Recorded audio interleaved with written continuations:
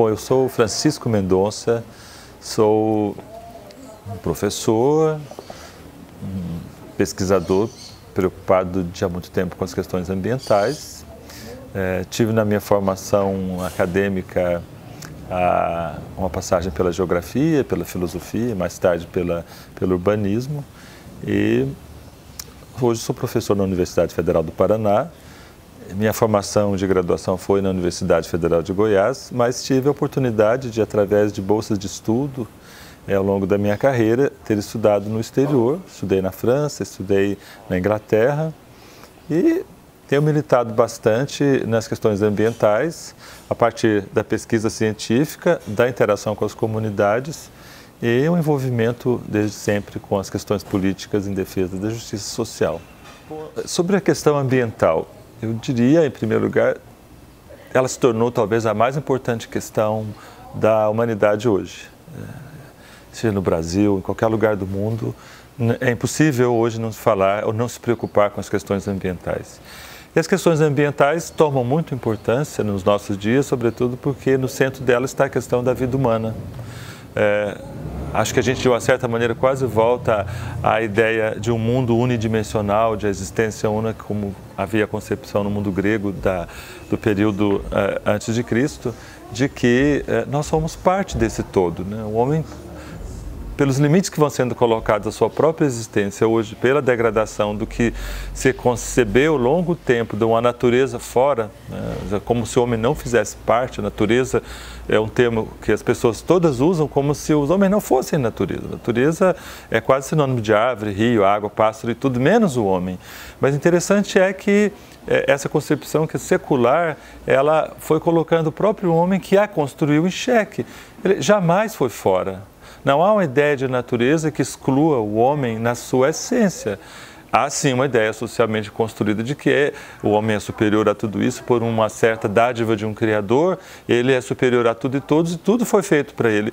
Isso talvez seja o maior contrassenso que o Ocidente criou, no sentido de fazer com que o homem, ao se sentir superior, ao se sentir o dono dessa natureza externa, ele usou a fundo, de tal maneira explorou, que ele colocou em risco a sua própria vida, uma vez que ele se separou, porque a sua vida está nessa natureza. Não há na essência, né, e eu faço aí talvez uma eloquência com esse movimento da ecologia radical, dos ambientalistas radicais, que hoje chamam a atenção para isso. Nós não somos nada melhores que o ar que nos entoura, né? Não somos melhor que a água que está no nosso entorno, não somos melhor que as rochas, as árvores. Isso não é poesia, isso não é romance. Nós não vivemos sem respirar o ar que está fora de nós, sem a água, beber a água que está fora de nós. Mas por um processo complexo, né, que a modernidade criou, de exploração a esmo, o de tornar essa natureza externa objeto da riqueza material, e a exploração desenfreada dela, gerando riqueza, gerando posses, né, e portanto gerando também a ideia de poder, um poder alucinante, foi então conduzindo as sociedades humanas, né, a humanidade no geral, a uma condição de colapso. Então ela se torna importante, essa questão ambiental, e eu situo como muito provavelmente a mais importante questão dos nossos tempos, é o fato de que o homem se viu, né, socialmente se viu nos limites da sua existência.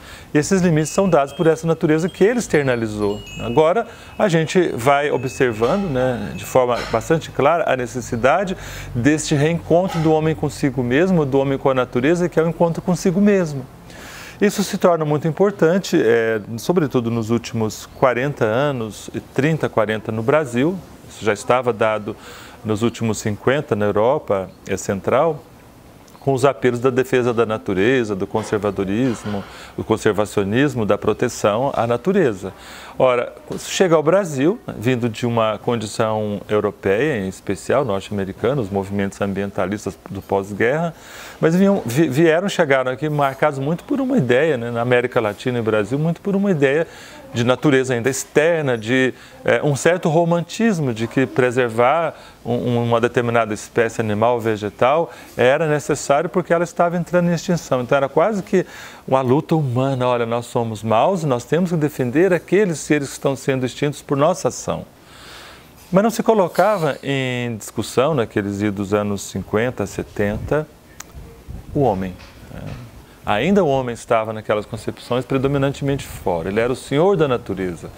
Mas quando essas questões se alastram pela América Latina, pela África, fica um tanto absurdo, isso já nos anos 80, se conceber que você tem que defender determinadas espécies, mas a própria espécie que quer defender outras espécies, já o homem, ele em grande parte não está preocupado ainda consigo mesmo, porque a ideia que vem de países centrais, ou ditos países dominantes, é uma ideia que lá as condições humanas ou de vida material estava garantida pelo menos para a grande maioria, ou quase totalidade das populações da Europa Central e nos Estados Unidos, ou seja, o momento do welfare state, ou seja, o Estado garantia com o capitalismo desenvolvido a vida plena para o consumismo que ela mesma criou como cultura.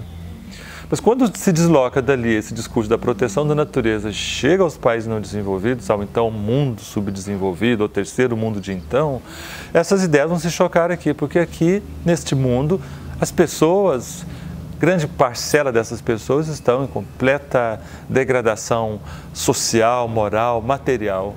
Não tem mais como condição de vida prosseguir numa sociedade dessa maneira. Eu vou dizer, por exemplo, a condição de miséria, né? De favelamentos absurdos, de exploração, de completa retirada das condições de moralidade da vida, nas suas condições básicas que os homens daqui, na maior parte, tinham, em grande parte têm ainda. Como é que você vai defender aqui um animal em extinção para um favelado? Como é que você vai aqui pegar um discurso que, por exemplo, é importante defender a Amazônia e a mata na Amazônia, desconsiderando que lá dentro tem centenas de milhares de índios, de caboclos, de populações que por ali se estabeleceram milhares de anos. Não tem como defender por aqui, é uma natureza dissociada do homem. Não tem, em primeiro lugar, nós temos que resgatar a dignidade humana, resgatar uma condição de justiça social, uma condição de vida. E de vida com qualidade. Então, a partir desses anos 80 e a Eco 92 é seu grande marco nesse momento, quer dizer, ela é um dos marcos importantes, talvez o mais importante, é que ali se coloca no centro da discussão ambiental a ideia de justiça social. De pensar que defender o meio ambiente é defender também os homens, né? De onde voltar essa ideia de que não há separação entre homem e natureza. Há separação no discurso e de uma certa maneira, uma perspectiva ideológica que separa o homem e natureza, a natureza objeto, matéria, para a posse daqueles que podem possuí-la. Mas não é todo homem que pode transformá-la em riqueza. Então, isso faz agudizar os problemas dessa relação conflituosa entre homem e natureza. E o que nós vamos ver é nascer um conjunto de políticas através de fóruns internacionais. Elas saem das bases, saem das demandas sociais e viram ou se transformam em grandes temas de fóruns internacionais. Eu vou chamar, por exemplo, a atenção a essas duas grandes convenções quadro que saíram da Eco 92, a Convenção das Mudanças Climáticas, por um lado, a Convenção da Biodiversidade, por outro, e também a ideia da Agenda 21 que dali sai. Ou seja, nós hoje vamos observar que nos últimos 25 anos as questões ambientais deixam essa lógica, em princípio romântica, separatista da relação homem-natureza, para uma questão de tema político, né, de falar de uma ecologia política, que coloca no centro dela exatamente a questão da produção material, da produção econômica, dos interesses de mercado em relação à materialidade que se produz, à riqueza que isso gera, mas, sobretudo, da condição do homem também ter se tornado uma mercadoria nesse processo. Ou seja, falar em ecologia política, falar da importância dos elementos dessa natureza externa, mas também dos elementos sociais, passam a fazer parte cada vez mais de um só discurso, né? Ou seja, não temos mais como separar de maneira consequente natureza e sociedade. E aí nós vamos vendo no âmbito da academia, em parte, às vezes vanguarda, às vezes atrasada, essa relação entre o movimento muito mais amplo, que é o ambientalismo no mundo todo, uma parte da cientificidade que passa pela academia, mas uma luta muito ampla que inclusive envolve essa dimensão política, de onde falamos a grande luta socioambiental dos nossos momentos. E como pensar os jovens nessa situação? Os jovens são o futuro, né? Não há sociedade que pense seu futuro sem a presença e a participação dos jovens. Os jovens nos dão sempre a ideia de que haverá um futuro. Eu começaria por isso sem pensar em poesia, em nada, mas simplesmente porque eles terão, em relação a nós mais maduros, aos idosos, uma temporalidade lá na frente que a nós não é mais garantida.